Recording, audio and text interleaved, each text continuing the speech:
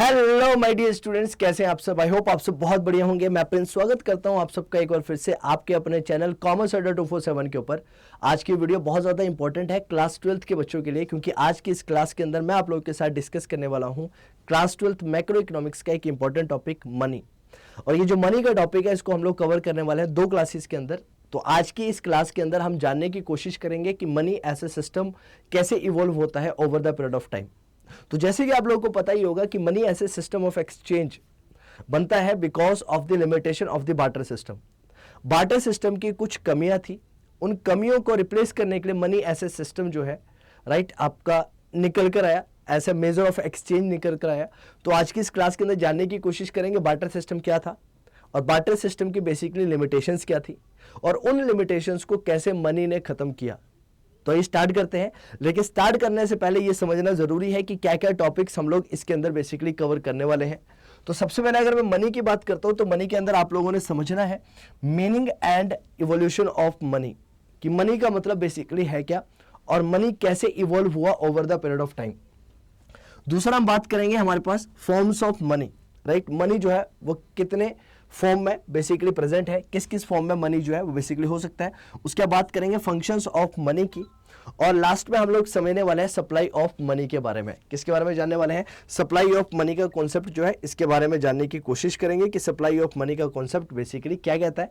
और उसके बाद समझेंगे मेजरमेंट ऑफ मनी, यानी कि मनी को कैसे मेजर किया जाता है। तो अगर मैं मनी की बात करता हूं तो सबसे पहले समझते हैं कि मनी का मतलब क्या है, राइट। तो बेसिकली अगर मैं बात करता हूं तो मनी क्या है? मनी बेसिकली एक मीडियम है, ये क्या ये बोला जा सकता है, या फिर मनी एक ऐसी थिंग है। थिंग का मतलब बेटा एक ऐसी वस्तु है, राइट। मनी क्या है? एक ऐसी वस्तु है जिसको बेसिकली एक्सेप्ट किया जाता है as a medium of exchange, right. एक मीडियम ऑफ एक्सचेंज के बदले में एक्सेप्ट किए जाने वाली वस्तु है मनी, राइट। एग्जाम्पल के तौर पर अगर मैं एग्जाम्पल की बात करूं आप लोगों से, आप कई बार मार्केट के अंदर जाते हैं और मार्केट में जाने के बाद आप कई बार शॉपकीपर को बोलते हो कि सर ये जो पेन है, शॉपकीपर को आप बोलते हो कि ये जो पेन है इस पेन की कितनी अमाउंट है, तो वो आपको बोलता है कि सर आपको इस पेन के बदले में 20 रुपए देने पड़ेंगे, या तो आपको इस पेन के बदले में 10 रुपए देने पड़ेंगे, या तो पेन के बदले में आपको 40 रुपए देने पड़ेंगे। ये 10, 20, 30 ये जो अमाउंट है इसी को बोला जाता है मनी, राइट। तो मनी क्या है? एक मीडियम ऑफ एक्सचेंज है। और मीडियम ऑफ एक्सचेंज क्यों है? और आजकल के टाइम के अंदर मनी जो है वो सबसे इंपॉर्टेंट मीडियम ऑफ एक्सचेंज हो चुका है। ऐसा क्यों है? एग्जाम्पल के तौर पर अगर आपको समझाने की कोशिश करता हूं, अगर आप एक पेन खरीदने जाते हैं, पेन क्या बेटा? एक जनरली एक थिंग है, एक वस्तु है। और जब आप एक वस्तु को मार्केट के अंदर खरीदने जाते हो तो पहले क्या दिक्कत होती थी, जैसे कि आप लोगों को पता है कि जब हमारे पास जब थिंग्स के बदले में थिंग्स को एक्सचेंज किया जाता था, किसके बदले में? थिंग्स के बदले में जब थिंग्स को एक्सचेंज किया जाता था, इसको बोला जाता था बेटा क्या? Barter system. क्या बोला जाता था? Barter system. लेकिन बार्टर सिस्टम की कुछ कमियां थी। जैसे कि कमी क्या है? सबसे बड़ी कमी क्या है कि भाई यहां पर जैसे कि मैं आपको बोलता हूं कि अगर मैं मार्केट में पेन परचेज करने जाता हूं और मैं बोल रहा हूं पेन का प्राइस 10 रुपए है।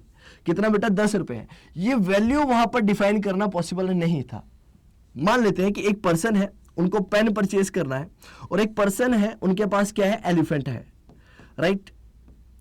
और तो पेन के बदले में अगर एलिफेंट को एक्सचेंज करने पड़ा है या फिर एलिफेंट के बदले में पेन को एक्सचेंज करना पड़ता है, तो यहां पर कोई भी वैल्यू जो है वो डिफाइन नहीं की जा सकती कि पेन की वैल्यू जो वो कितनी रहने वाली है और एलिफेंट की वैल्यू जो वो कितनी डिफाइन रहने वाली है। अगर आप देखें तो पेन, अगर आप जब मनी एक सिस्टम इवॉल्व होकर आया तो पेन की वैल्यू, कीमत को हम निर्धारित कर सकते हैं कि इसकी वैल्यू 10 रुपए है या 20 रुपए है। वहीं पर एलिफेंट की वैल्यू को भी क्या किया जा सकता है? डिटरमाइंड किया जा सकता है कि एलिफेंट की वैल्यू बेसिकली क्या रहती है। तो अगर मैं सिंपल से सेंस में अगर आप लोगों को समझाने की कोशिश करूं that what is the basic meaning of money, तो कहता है मनी एक वस्तु है। Money is just like a thing जिसको बेसिकली एक्सेप्ट किया जाता है as a medium of exchange.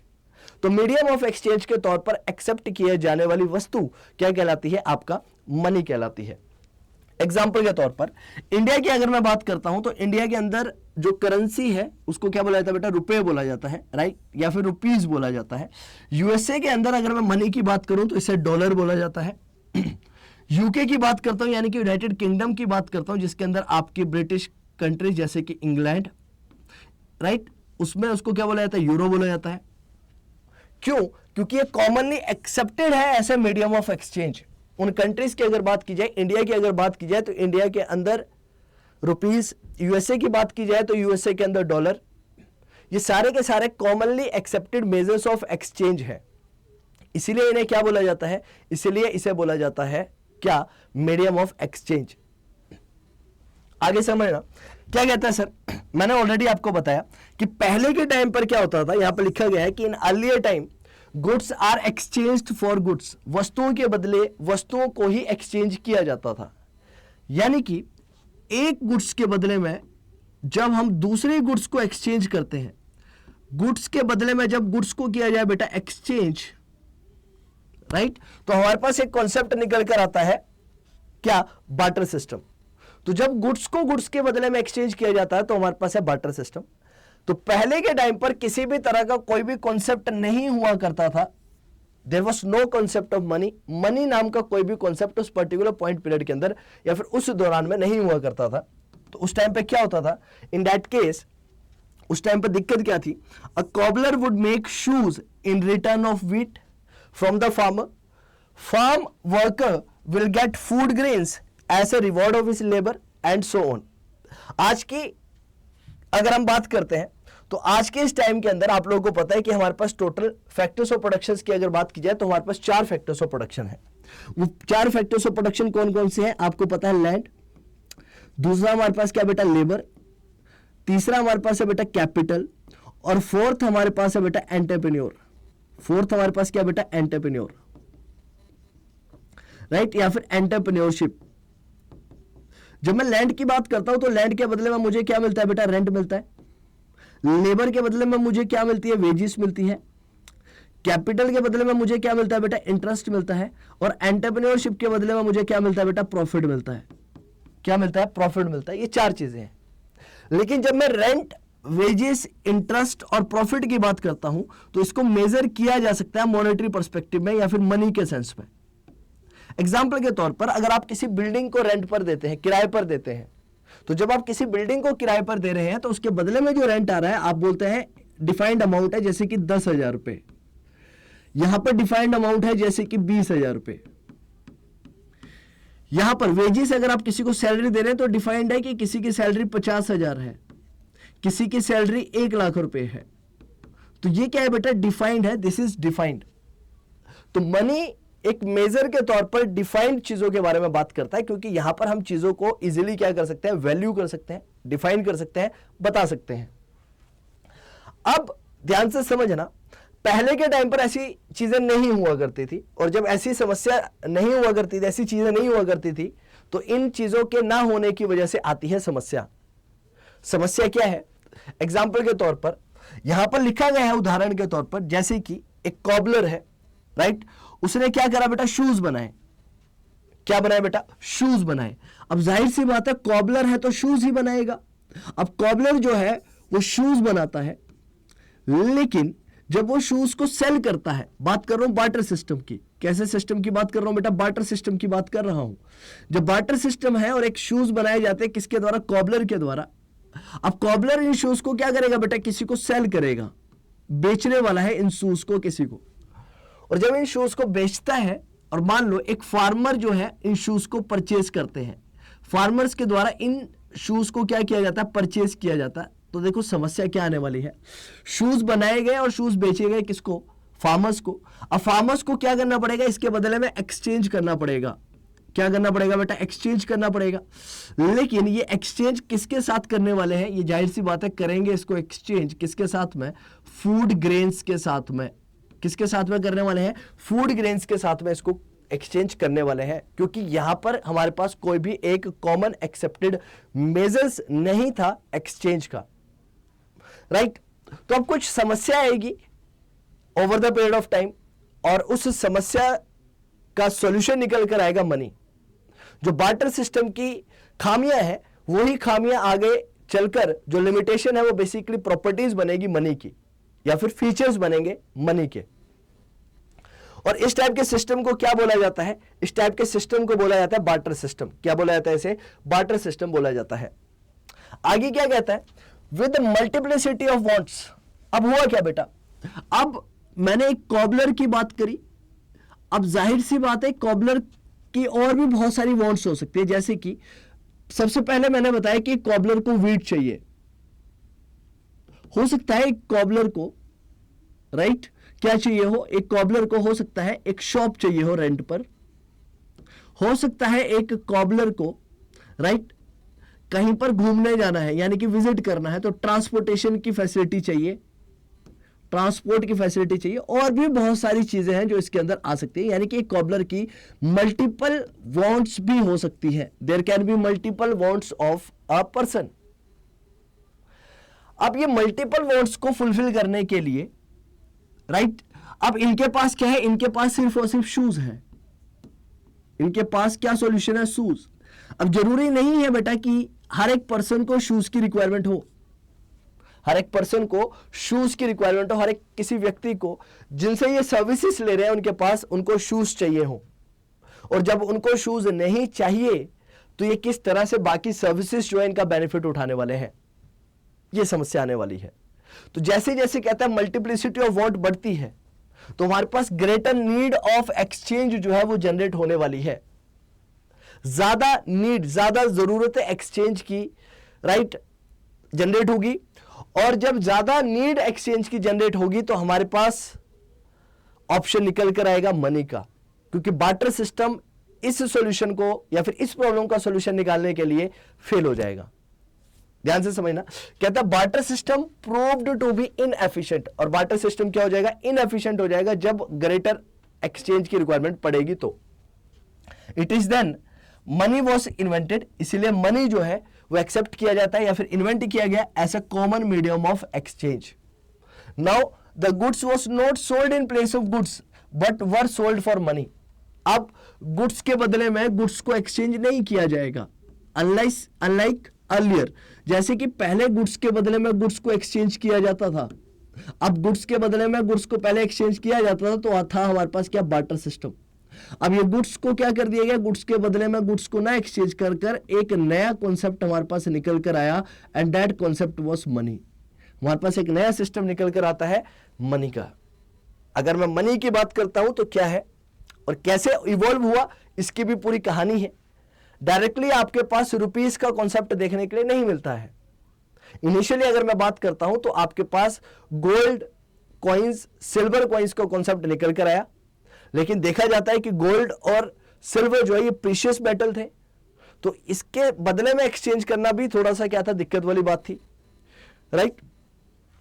आगे समझना बेटा, initially coins of gold and silver were introduced as money, later बाद में क्या किया गया, alloy metals were used for coinage along with the paper money, right. पहले क्या है, हमारे पास कॉइन ऑफ गोल्ड और सिल्वर को यूज किया जाने लगा मनी के तौर पर, बाद में हमारे पास एलॉय मेटल्स आते हैं, राइट। और उनके जो कॉइन्स थे किसके साथ में, पेपर मनी के साथ में। पेपर मनी का मतलब है आजकल आपके जो नोट्स होते हैं उनको इंट्रोड्यूस किया गया, राइट। और एक नया एरा शुरू हुआ है आजकल, आप लोगों को पता है, और उस एरा को बोला जाता है किसका एरा, प्लास्टिक मनी का एरा, क्योंकि इसके अंदर आप जो है पैसों को राइट डायरेक्टली या फिर मनी जो है वो किस फॉर्म में स्टोर्ड है, आपके प्लास्टिक कार्ड के अंदर जनरली स्टोर्ड है मनी। और आपके पास ई मनी है, जैसे कि आप लोग कॉन्सेप्ट पढ़ते हैं यूपीआई का, right, in the form of electronic money. और अब आपके पास क्या, इलेक्ट्रॉनिक मनी का कॉन्सेप्ट जो वो आ चुका है। अब सोचो ये जर्नी कैसी रही होगी। इनिशियली आपके पास बार्टर सिस्टम है, बार्टर सिस्टम जो है उसको रिप्लेस किया जाता है मनी के द्वारा, और मनी जब रिप्लेस हुआ तो इनिशियली आपके पास कॉइन्स है। इनिशियली भी अगर बात की जाए तो कॉइन्स के अंदर भी गोल्ड और सिल्वर के कॉइन्स को यूज किया जाने लगा। गोल्ड और सिल्वर के कॉइन्स को रिप्लेस किया आपके एलॉयस ने, और एलॉयस को बाद में एलॉयस और आपके पेपर नोट्स ने बेसिकली क्या किया, उसको रिप्लेस किया। और अब सोचकर देखो, आपके पास प्लास्टिक मनी का कॉन्सेप्ट है, आपके पास इलेक्ट्रॉनिक मनी का कॉन्सेप्ट है। डिजिटली भी आप लोग अपने पैसों को क्या कर सकते हैं, खर्च कर सकते हैं, एक अकाउंट से दूसरे अकाउंट में ट्रांसफर करके। तो इतना over the period of time money के अंदर इवोल्यूशन हो चुका है, राइट। इसीलिए अगर मैं बात करता हूं आपसे तो मनी क्या है, राइट, तो हम ये कह सकते हैं कि money is basically related to the need to facilitate exchange. तो money is nothing but it is a medium through which we can easily exchange. Money एक मीडियम है जिसके थ्रू हम आसानी से चीजों को क्या कर सकते हैं, थिंग्स को क्या कर सकते हैं, एक्सचेंज कर सकते हैं। एक गुड्स के बदले में दूसरे गुड्स को हम लोग परचेज कर सकते हैं। लेकिन वहां पर क्या हुआ, मनी एक सिस्टम इवॉल्व हो गया। एग्जाम्पल के तौर पर पहले हमारे पास क्या था बेटा, अगर मुझे एक गुड्स चाहिए होती थी और उस गुड्स को दूसरे गुड्स के बदले में मुझे क्या करना होता था बेटा, एक्सचेंज करना पड़ता था। तो पहले हमारे पास मनी सिस्टम नहीं था, तो हमारे पास barter system of exchange use किया जाता था। अब क्या होगा बेटा, इन दोनों के बीच में आ चुका है मनी। क्या आ चुका है, मनी आ चुका है। अब हम ये मान लेते हैं कि अगर कोई एक पर्सन है जो इस गुड्स को बेचना चाहते हैं, तो क्या करेंगे बेटा, ये किसी एक दूसरे पर्सन को जो इसको खरीदना चाहते हैं उसको बेच सकते हैं मनी के बदले में। और ये पर्सन अगर मान लो ये गुड्स परचेज करना चाहते हैं तो इसके बदले में मनी देकर इस गुड्स को परचेज कर सकते हैं। तो ये जो समस्या है ये खत्म हो जाती है। तो ये इसको समझने की कोशिश करते हैं बार्टर सिस्टम और मनी सिस्टम के अंदर बेसिकली डिफरेंस के साथ, कि क्या डिफरेंस था बार्टर सिस्टम के अंदर और मनी सिस्टम के अंदर। तो अगर मैं आप लोगों को इसको समझाने की कोशिश करता हूं तो सबसे पहले हमारे पास है बेटा बार्टर सिस्टम। बार्टर सिस्टम क्या कहता है, आप लोगों को पता भी है जनरली कि अगर मैं बार्टर सिस्टम की बात करता हूं तो barter economy is a moneyless economy where goods are exchange for goods. तो कई बार एग्जाम के अंदर हो सकता है आपसे ये क्वेश्चन पूछ लिया जाए कि differentiate between money and barter system. Money system of exchange और बार्टर सिस्टम ऑफ एक्सचेंज को एक दूसरे के साथ क्या कर दो, एक्सचेंज कर दो, मतलब डिफरेंशिएट बता दो। तो सबसे पहला डिफरेंशिएशन क्या है कि मनी बार्टर सिस्टम जो है एक मनीलेस इकोनॉमी की बात करता है, जहां पर गुड्स को गुड्स के बदले में क्या किया जाता है, एक्सचेंज किया जाता है। जहां पर अगर मैं मनी की बात करता हूं, money is one where money is commonly used as a medium of exchange. तो मनी इकोनॉमी के अंदर मनी को यूज किया जाता है as a medium of exchange. In this economy exchange of goods are for goods indirect, यानी कि directly goods के बदले में गुड्स को एक्सचेंज किया जाएगा। यहां पर गुड्स के बदले में, राइट, गुड्स के बदले में आप क्या कर रहे हो, पहले मनी को बीच में लेके आ रहे हो। तो इसीलिए कैसा सिस्टम है, इनडायरेक्ट सिस्टम है, क्योंकि यहां पर जो गुड्स है गुड्स का एक्सचेंज गुड्स के बदले में नहीं है, बल्कि एक इनडायरेक्ट सिस्टम के बदले में है जिसका नाम है मनी। गुड्स परचेज करनी है तो पहले मनी दो, उसके बाद गुड्स को परचेज करो और उसके बाद राइट क्या करो, गुड्स को यूज करो, राइट। ये कॉन्सेप्ट है। यहां पर क्या कहता है, exchange of transactions is few and difficult. बहुत कम ट्रांजेक्शंस होती थी, लेकिन जैसे जैसे लोगों की वांट्स बढ़ी, जैसे जैसे लोगों की रिक्वायरमेंट्स बढ़ी, एक नया सिस्टम आप लोगों के लिए इवॉल्व होकर आया, मनी। तो यहां पर exchange of transactions is many and smooth. बहुत सारी ट्रांजेक्शंस होती है और एक्सचेंज भी बहुत ज्यादा स्मूथ है। Barter economies are really found. अब बार्टर सिस्टम जो है वो बिल्कुल क्या हो चुका है, लगभग खत्म हो चुका है हर जगह से, राइट। लेकिन हर इकोनॉमी के अंदर अब हम वर्ल्ड वाइडली क्या कर रहे हैं, मनी इकोनॉमिक्स को देखते हैं और मनी का जो कॉन्सेप्ट है इसको पूरी तरह से क्या किया गया है, एक्सेप्ट किया गया over the period of time. अब ये तो बात हुई इसकी। अब इसके साथ एक चीज और समझने की कोशिश करते हैं। एक नई परिभाषा over the period of time money की इवॉल्व होकर आई कि मनी क्या है। तो कहते हैं सर मनी की कोई डेफिनेशन नहीं है। तो बोला गया कि money is what money does. पैसा वो है या फिर मनी वो है जो मनी करता है, यानी कि मनी जो काम करता है वो मनी है। सिंपल सी डेफिनेशन है। क्या सर, अगर मैं आपसे पूछूं sir what is basically a money, तो आप बोलेंगे money is a measure of exchange. एक मेजर ऑफ एक्सचेंज है मनी।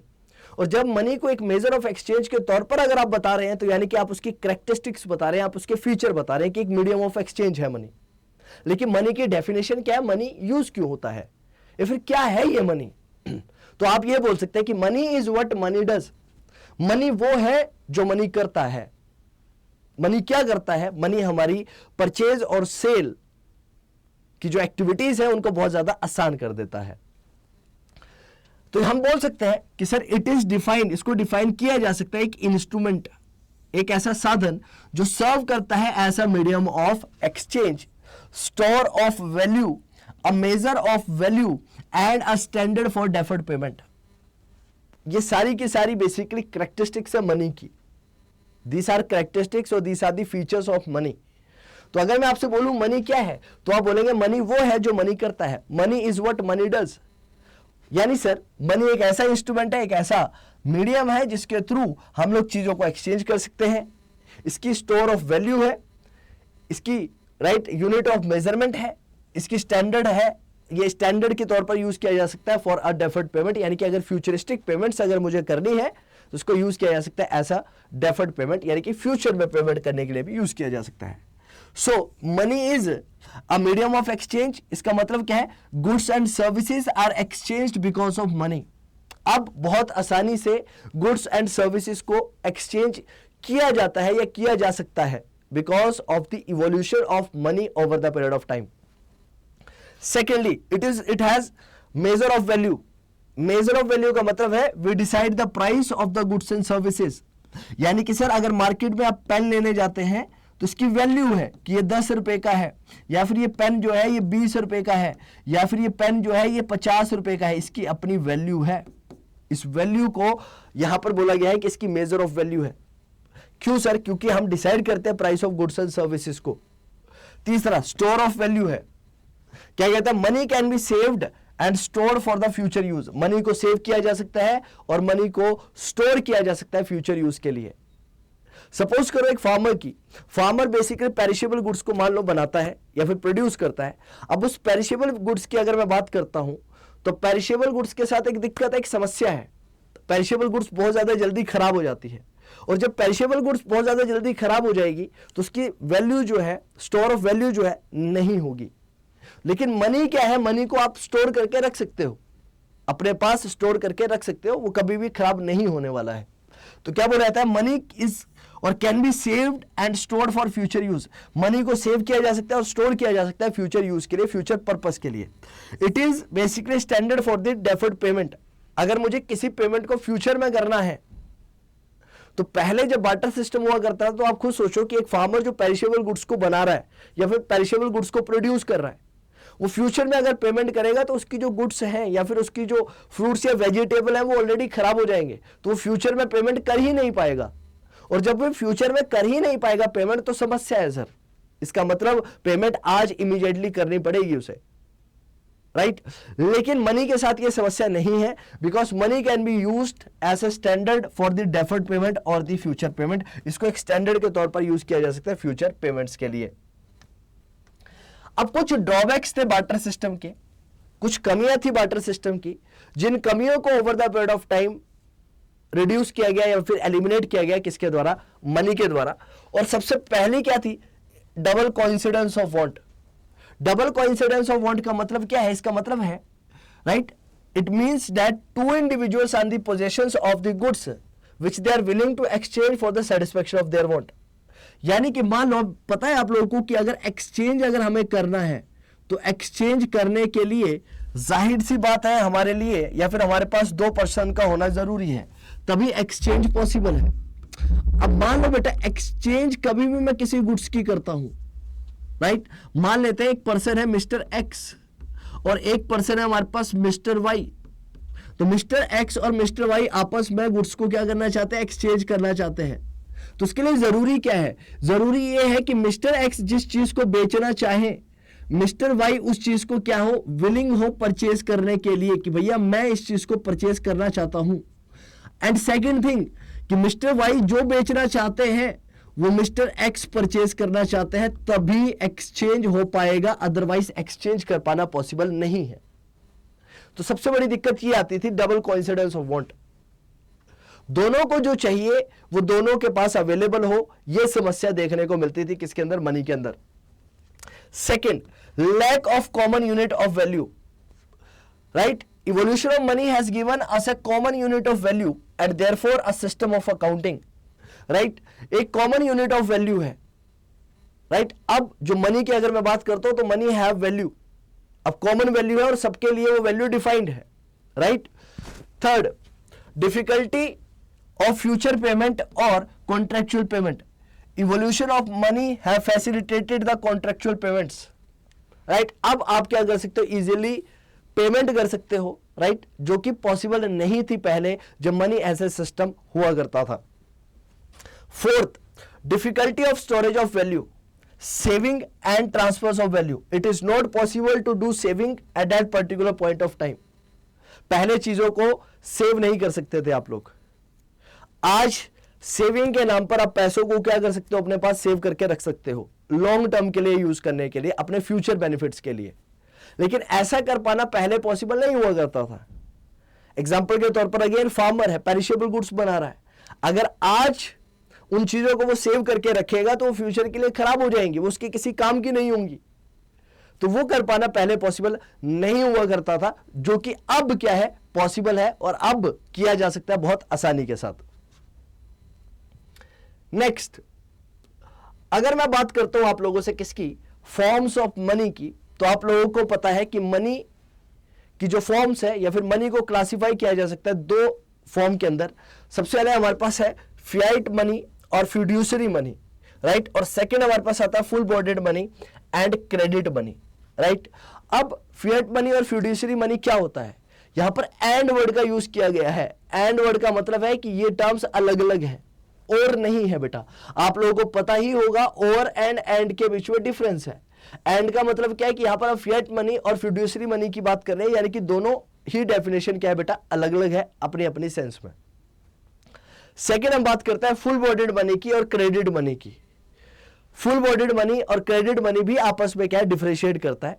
तो इनको एक दूसरे के साथ क्यों रखा गया है, क्योंकि ये दोनों कहीं ना कहीं एक दूसरे को हेल्प करने वाले, अंडरस्टैंड करने के लिए, इसलिए यहां पर दोनों पॉइंट्स को रखा गया है। अगर सही तरीके से अगर आपको इसको समझ सकते हैं तो आप ऐसा समझ सकते हैं कि आपके पास टोटल जो है वो कितने पार्ट है या फिर कितने टाइप के मनी है या फिर मनी को कितने पार्ट में क्लासिफाई किया जा सकता है। तो आप बोल सकते हो कि आप उसे क्लासिफाई कर सकते हैं 4 पार्ट्स के अंदर। एक आपके पास फियाट मनी है, एक फिड्यूसरी मनी है, एक फुल बॉडीड मनी है और एक क्रेडिट मनी है, जिसके बारे में हम लोग बहुत ज्यादा डिटेल में चर्चा करेंगे आप लोगों से आपके सेकंड पार्ट के अंदर, जहां पर मैं आप लोगों को ये पूरा का पूरा टॉपिक खत्म करवा दूंगा और साथ ही साथ में आप लोगों के साथ डिस्कस करूंगा, राइट, ये सारी के सारे कॉन्सेप्ट कि Fiat money, fiduciary money, full bodied money और आपका क्रेडिट मनी में बेसिक डिफरेंस क्या होता है। अगर मैं एग्जाम पर्सपेक्टिव से आप लोगों से बात करूं कि एग्जाम के लिए क्या क्या इंपॉर्टेंट है या फिर कौन सा पॉइंट आज की क्लास के पर्सपेक्टिव से इंपॉर्टेंट है, तो आपसे हो सकता है एग्जाम के अंदर यह पूछ लिया जाए that what is the basic definition of money. यहां से क्वेश्चन बन सकता है कि मनी का बेसिक मतलब होता क्या है। सेकंड, तो money is what basically money does. तो मनी की अगर मैं बात करूं, मनी की डेफिनेशन की बात करूं, तो मनी वो है जो मनी के द्वारा किया जाता है। सेकंड, यहां से क्वेश्चन आप लोगों के लिए ये बन सकता है कि बार्टर सिस्टम, बार्टर इकोनॉमी और मनी इकोनॉमी के अंदर क्या डिफरेंस है। और आप लोग यहां पर चार्ट पर भी देख पा रहे होंगे, सबसे पहले हमारे पास बार्टर सिस्टम है। बार्टर सिस्टम के अंदर आपको यहां पर एक बफेलो दिख रही होगी, तो जहां पर गुड्स के बदले में गुड्स को एक्सचेंज किया जाता हो वो हमारा बार्टर सिस्टम है। Over the period of time barter system को एलिमिनेट कर कर हमारे पास गोल्ड सिस्टम जो है वो एक्सेप्ट किया जाता है। गोल्ड सिस्टम बहुत जल्दी क्या हो जाता है बेटा, कोलैप्स कर जाता है, फेल कर जाता है, क्योंकि ये प्रीशियस मेटल्स है, बहुत ज्यादा महंगे मेटल्स हैं, राइट। और उसके बाद क्या होता है बेटा, मेटल कॉइंस आते हैं, राइट। और मेटल्स को इसीलिए तो हम बेटा जब गोल्ड के बारे में बात करेंगे तो हम फियाट मनी और फुल बॉडीड मनी के बारे में बात करेंगे कि फियाट मनी और फुल बॉडीड मनी के अंदर बेसिकली डिफरेंस क्या होता है, उसके बारे में चर्चा करेंगे। उसके बाद हमारे पास क्या आता है सर, मेटल कॉइंस आते हैं। मेटल कॉइंस को रिप्लेस, मेटल कॉइंस आते हैं, मेटल कॉइंस के साथ साथ फिर इवोल्यूशन होता है पेपर मनी का, और पेपर मनी के बाद फिर अब आपके पास कॉन्सेप्ट आ चुका है प्लास्टिक कार्ड्स का। और प्लास्टिक कार्ड्स के अंदर जनरली आपके क्रेडिट कार्ड्स, आपके डेबिट कार्ड्स, ये सारे के सारे इसके अंदर देखने को मिलते हैं, राइट। प्लास्टिक कार्ड्स के बाद आपके पास आता है इलेक्ट्रॉनिक मनी। और इलेक्ट्रॉनिक मनी की अगर बात की जाए तो आप बात करते हैं डिजिटल मनी की। डिजिटल मनी का मतलब है जैसे कि आप IMPS करते हैं, NEFT करते हैं, UPI ट्रांजैक्शंस करते हैं, ये सारी की सारी चीजें जो है वो आपको देखने को मिलती है किसके अंदर, इलेक्ट्रॉनिक मनी के अंदर। और लास्ट में अब क्योंकि टेक्नोलॉजिकल टाइम के अंदर हम लोग रह रहे हैं, तो अब हमारे पास जो कॉन्सेप्ट है वो किसका कॉन्सेप्ट आ चुका है, क्रिप्टो करेंसीज वगैरह का भी कॉन्सेप्ट आप लोगों को देखने के लिए मिल चुका है। तो यहां से ये क्वेश्चन आपसे पूछा जा सकता है कि बार्टर सिस्टम और मनी इकोनॉमी के अंदर क्या डिफरेंस है, राइट। मनी की कैरेक्टरिस्टिक्स आपसे पूछी जा सकती है कि it is basically medium of exchange, store of value, right, major of value है, स्टैंडर्ड है फॉर अ डेफर्ड पेमेंट। उसके बाद ड्रॉबैक से आपसे क्वेश्चन पूछे जा सकते हैं that what is the basic drawback of this, right, इसका ड्रॉबैक क्या है, क्या क्या इसकी कमियां हैं। और उसके बाद आपके पास आता है फॉर्म ऑफ मनी कि मनी जो है वो कितने फॉर्म का जनरली हो सकता है। ये क्वेश्चन आपसे एग्जाम में पूछे जा सकते हैं। जो फॉर्म्स ऑफ मनी का जो कॉन्सेप्ट है इसको हम लोग बहुत ज्यादा डिटेल में डिस्कस करेंगे नेक्स्ट क्लास के अंदर। तब तक के लिए आप लोगों अच्छी तरह से प्रिपरेशन करिए और इस वीडियो को एंजॉय कीजिए, और अगली क्लास के अंदर इसको खत्म करेंगे और खत्म करेंगे मनी के टॉपिक को। तो मिलते हैं आप लोगों से अगली वीडियो में, तब तक के लिए take care and God bless you all.